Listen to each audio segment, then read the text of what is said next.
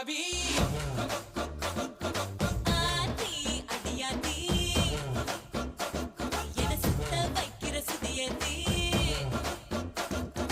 அறகுற வயசுல மயக்கிற சயசுல கருமென இனிக்கிற எருமணி அழைக்கிற உனக்குள்ள என்ன வச்சு உண்டியல குலுக்கிற பரபரப்பா இருக்கு